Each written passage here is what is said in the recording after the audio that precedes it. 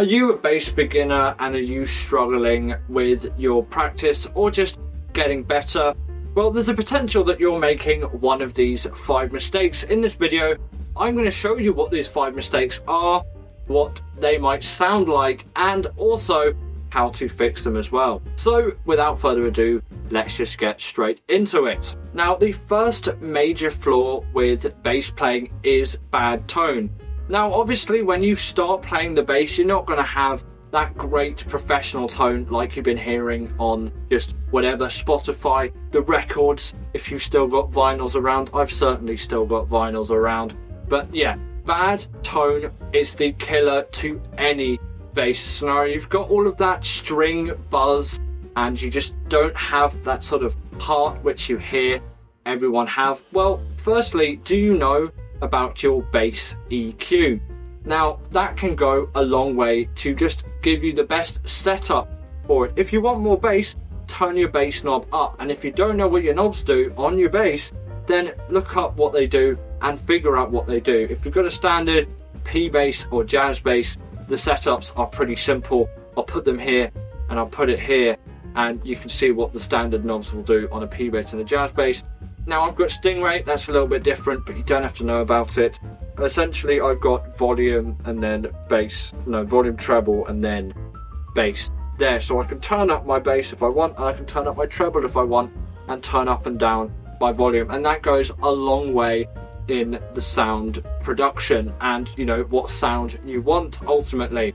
But most of it does come down to where you're putting this hand and what you're doing with this hand. Now, I've got a fretless bass here, so I'm going to quickly switch to a fretted bass, like this P bass here, which has frets, as I imagine most of you are going to be playing on fretted basses. And if you're a beginner, don't play on fretless. You need to get the basic skills down on a fretted first before you do any fretless playing. So essentially, you've got these metal wires that go down the fingerboard, and naturally you might assume, well, I'm going to play in the middle of these fret wires, and essentially you don't want to do that at all. You want to play basically as close as you can to the fret wire as possible. If you've got an F first fret on the A string, you don't want to play on top of the fret, but just a little bit behind, and you'll find that string buzz goes if you do that as well. And that is how you get the best tone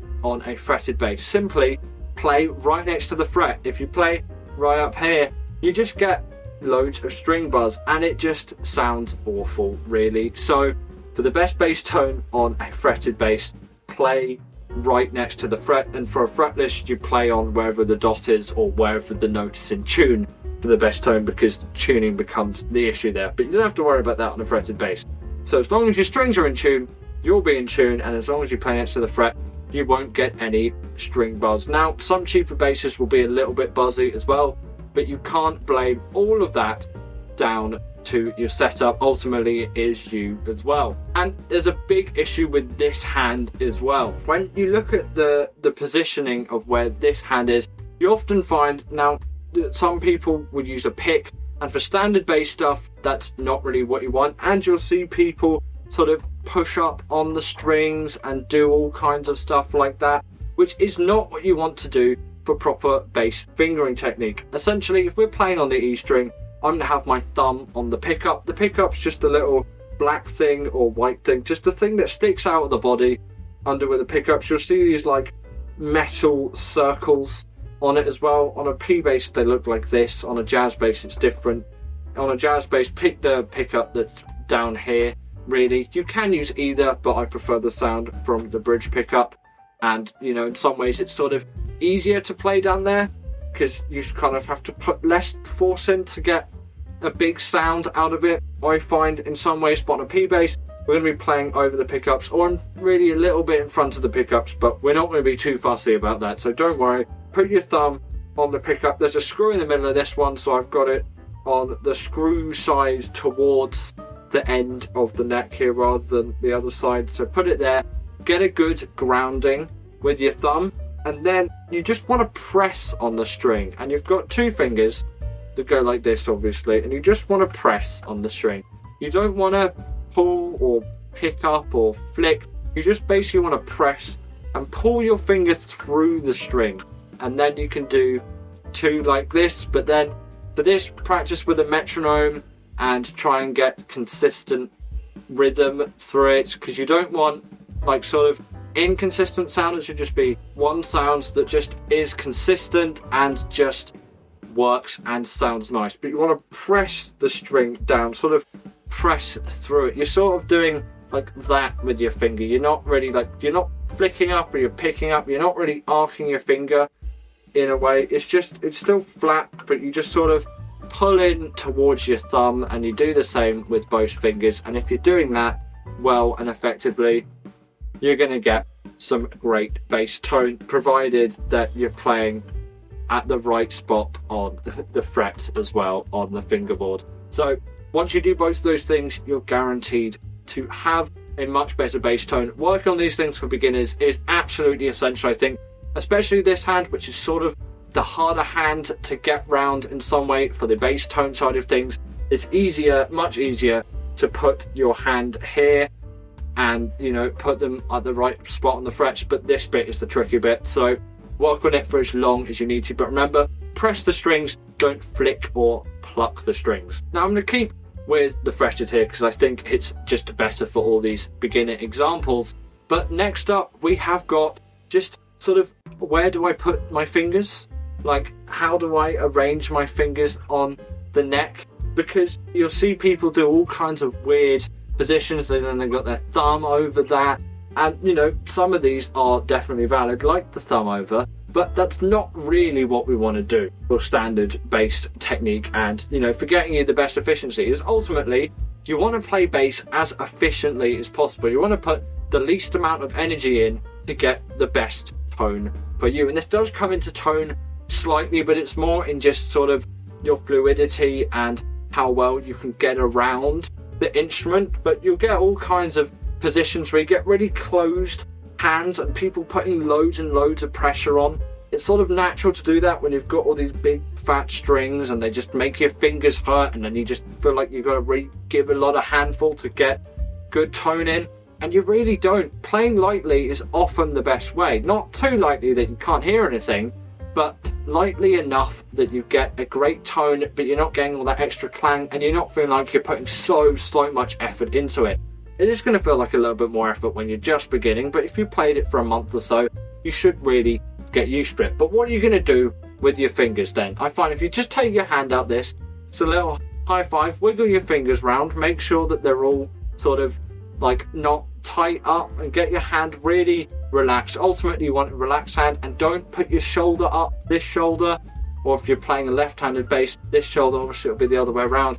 But don't put the hand that's doing all of the stuff on the fingerboard, don't make your shoulder go up. Your shoulder wants to be relaxed as well. Same with this hand, and this arm can just go over sort of the natural sort of bend in the bass, and then it goes where the pickup is, like I've discussed earlier. But this hand, get it out like this, and then flick it the other way around, and sort of get it arranged in a position like this, where you sort of, your fingers are slightly arched. You sort of got like a C on that side of your hand, and it's sort of like held out. All your fingers are arced, and you're holding it out in like sort of a consistent fist shape. If I could search you, I'll give you a close-up, and then just put that on the fingerboard, and then move these fingers in and closer, and where they naturally rest is really where your fingers should go.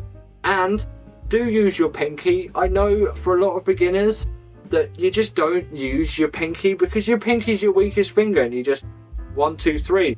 But you know, I often find, especially for me nowadays, I really don't like using my third finger unless I'm going higher up. If you're going really high up the fingerboard, don't use your pinky, use your third finger.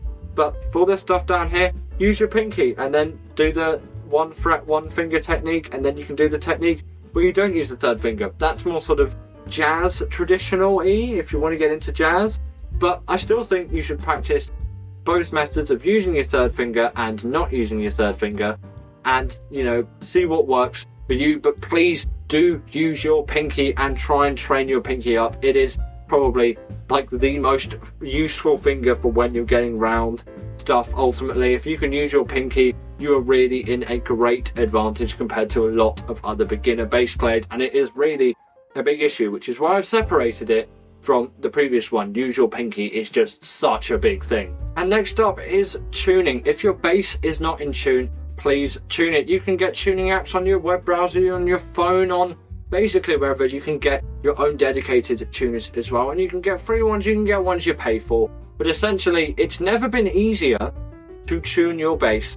So please make sure your bass is in tune every time before you play it, and slowly you'll get better at tuning it faster. You'll realise what your strings sound like, and for times you won't even really need a tuner. It's always good to have one for reference, but you can use your ear for most of these things, and you can even get into using harmonics for tuning, but I won't get into that because that's perhaps a little bit too complex for today's video. But just learning what your strings sound like in tune and always having your bass in tune will make your practice sessions much more enjoyable and easy. If you get in the habit of tuning your bass, then you are again leagues ahead of so many others that just don't tune their bass, and they just start practicing with their bass and they don't even worry about tuning, and they don't even consider, oh no, I'm probably not in tune. Just play what the tab says and go along with it. As a beginner, your ear might not be quite tuned in, but you should still be able to hear, okay, this doesn't sound right. Especially if it's really close on the edge as well, it can sound really, really off. You sort of get to this stage, where you just like, oh my god, like I'm so just out of tune. And getting to that stage as soon as possible and just being like, right, my bass is not in tune, please, I just need it tuned. It's going to do leagues of greatness for you. So please tune your bass, everyone. Before you do it, make sure your bass is in tune, because so many beginners are not doing it. And the last mistake is not learning the fretboard. It may seem like a really, really daunting challenge, but a beginner can easily get through the fretboard, and you can watch my fretboard video over here as well if you want to learn how to learn the fretboard. In those beginner stages, in your first month or so of bass, or even first 6 months, first year, whatever your beginner stage or whatever you think your beginner stage has been or is going to be, you need to learn your fretboard in that time, because it is just going to be so useful to you. And then it's going to be great if you want to start reading bass clef and other music notation that isn't tablature. If you learn all the notes of your fingerboard, then you can understand chord charts and chord harmony, and so many great things will come from you learning the fretboard. Just know, once you get to the 12th fret on every string, and you know all your notes up to the 12th fret on every single string, then you are done with the fretboard. The next however many frets you've got on your bass, this goes up to 20, it's traditional P bass one. It's your 20th fret is going to be the same as your 10th fret. It's just an octave higher, and learning all these patterns of an octave up is 2 strings and 2 frets higher. It's just such a great thing. And then you can realize, oh, this is where all the same notes are, because on a bass there are so many different ways just to play the exact same note. And once you learn what all of those are, and you learn what all your notes on the fretboard are, again, you are well on your way to becoming a great intermediate bass player and eventually a professional bass player, if you want to get into that as well. So please learn your fretboard as soon as possible. If you just learn 1 fret on each string a day, maybe even, or just whatever, and take it through as slowly or as quickly as you want, but make sure you have all of that information down, at least up to the 7th fret, because it's so useful. I've got my bass caught in my chair there, but it's so important to learn all the notes on your fretboard. It will do you so much benefit. So please learn it in the early stages while you're really soaking in this information, and you're going to be leagues and leagues ahead of all the others which don't do this. So please do this. But anyway, that is it for today's video. If you're a beginner and you're making any 5 of these mistakes, then please fix them, and I hope my guidance has helped you resolve those issues in some way. If you feel like there's some issues which I've left out, comment those below as well, because there is definitely some things which I've missed out, which are other big things which you might consider very important for beginners to fix. Like and subscribe, do all of that stuff, as we are trying to make our way to 100 subscribers on the channel and hopefully get monetized sometime after. So that's it from me, and hopefully this has aided your practice, and I'll see you in the next one. Bye.